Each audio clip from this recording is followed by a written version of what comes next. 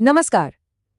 कभी सोचा है कि हम बचपन से जो पौराणिक कथाएं सुनते आए हैं वो सिर्फ कहानियां नहीं बल्कि उनसे कहीं ज्यादा गहरी हैं।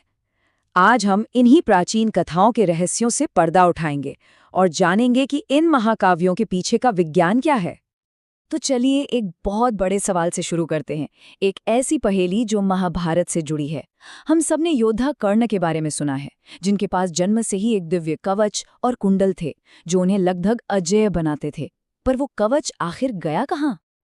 अब देखिए, दिलचस्प बात यह है कि कई लोक कथाओं में माना जाता है कि वो कवच आज भी इसी धरती पर है। छत्तीसगढ़ के बीजापुर में एक गुफा है जो पूरी तरह से बंद है, लेकिन उसके अंदर से आज भी एक अजीब सी रहस्यमयी रोशनी निकलती रहती है। और मान्यता यही है कि कर्ण का वो दिव्य कवच और कुंडल उसी गुफा में रखे हैं। तो आखिर कर्ण के उस दिव्य कवच का हुआ क्या? चलिए इस कहानी को जरा और गहराई से समझते हैं।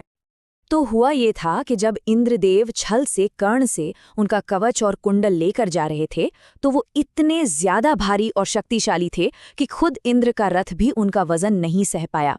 रथ का पहिया जमीन में ही धंस गया। तब इंद्र के पास कोई और रास्ता नहीं था और उन्हें वो कवच वहीं पास की एक गुफा में छिपाना पड़ा। अब ये कहानी सुनने में तो बड़ी दिलचस्प है, लेकिन ये एक बहुत बड़ा सवाल भी खड़ा करती है।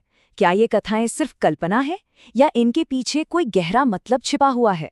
चलिए आगे बढ़ते हैं और इन कहानियों के पीछे का विज्ञान जानने की कोशिश करते हैं। और यहीं पर आके हमारा दिमाग सवाल करता है ना? मतलब कोई भी इंसान धातु के कवच के साथ कैसे पैदा हो सकता है? तो क्या इन ग्रंथों में लिखी हर बात को जस का तस मान लेना चाहिए, या फिर ये कहानियां असल में किसी और चीज का प्रतीक थीं, किसी गहरे ज्ञान को समझाने का एक तरीका थी? इसका जवाब शायद हमारे पूर्वजों के सिखाने के तरीके में छिपा है। सोचिए, उस जमाने में जब लिखने पढ़ने का ज्यादा रिवाज नहीं था, तब हजारों लाखों साल का इतिहास और ज्ञान एक पीढ़ी से दूसरी पीढ़ी तक कैसे पहुंचता था? सुनकर। और कोई भी बात तभी याद रहती है जब उसे कहानी बनाकर सुनाया जाए। इसी तकनीक को कहते हैं रूपक कथा शैली। मतलब हमारे पूर्वजों ने मुश्किल से मुश्किल वैज्ञानिक और ऐतिहासिक ज्ञान को कहानियों और किरदारों में पिरो दिया, ताकि वो बातें समय के साथ गुम न हो जाएं। इसका मतलब ये नहीं कि कहानियां झूठी हैं, बल्कि ये है कि उनका एक गहरा प्रतीकात्मक अर्थ है। इसका सबसे बेहतरीन उदाहरण है विष्णु के दशावतार और डार्विन की थ्योरी ऑफ इवोल्यूशन। जरा इस पर गौर कीजिए।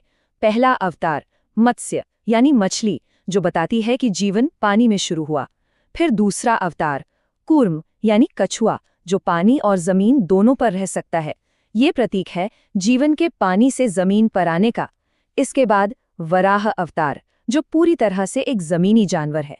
और फिर आता है नरसिंह अवतार, आधा इंसान आधा शेर, जो आदि मानव का प्रतीक है। तो वराह अवतार की जो कहानी है कि उन्होंने पृथ्वी को अपने दांतों पर उठाकर समुद्र से बाहर निकाला, वो असल में इस बात का प्रतीक है कि जीवन अब पानी से निकलकर पूरी तरह से जमीन पर स्थापित हो चुका था। कहानी का असली मकसद उस घटना को यादगार बनाना था।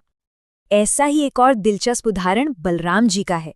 सब जानते हैं कि वो अपने समय के सबसे महान गदाधारी थे, लेकिन उनका प्रतीक गदा नहीं बल्कि हल है। अब ऐसा क्यों? क्योंकि हल इस बात का प्रतीक है कि उनके समय तक मानव सभ्यता ने खेती करना सीख लिया था। ये एक बहुत बड़ा पड़ाव था। तो अगर इन कहानियों के इतने गहरे मतलब हैं, तो जाहिर है किरदारों के भी होंगे।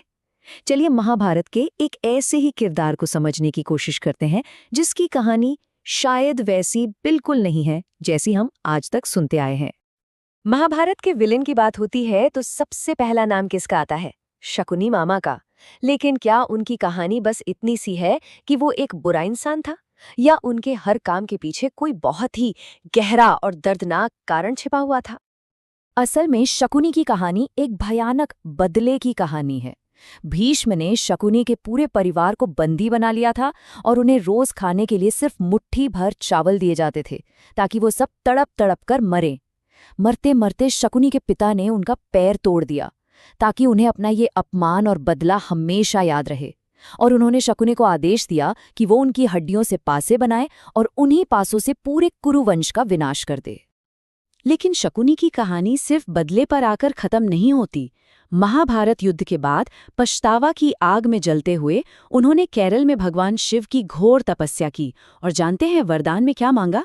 अपने लिए कुछ नहीं बल्कि उन सभी सैनिकों के लिए मोक्ष मांगा जो उनके बदले की वजह से मारे गए थे। तो हमने देखा कि कैसे कहानियों और किरदारों के पीछे गहरे राज छिपे हैं। अब देखते हैं कि इन सब का हमारे भविष्य से क्या लेना देना है। हिंदू पौराणिक कथाओं में 7 चिरंजीवियों का जिक्र आता है। चिरंजीवी मतलब 7 ऐसे महापुरुष जो अमर हैं और माना जाता है कि वो आज भी इस पृथ्वी पर मौजूद हैं।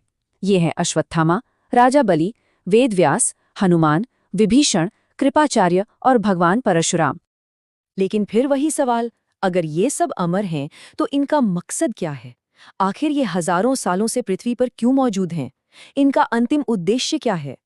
माना जाता है कि इन 7 चिरंजीवियों का एक ही महान उद्देश्य है। जब कलयुग के अंत में अधर्म अपनी चरम सीमा पर होगा, तब भगवान विष्णु अपने अंतिम अवतार यानी कल्कि के रूप में जन्म लेंगे और उस महायुद्ध में धर्म की स्थापना के लिए कल्कि की सहायता करने के लिए ये 7 अमर योद्धा एक साथ आएंगे। तो ये कहानियां सिर्फ अतीत का हिस्सा नहीं है, ये एक ऐसे भविष्य की ओर इशारा करती हैं जो आज भी जारी है।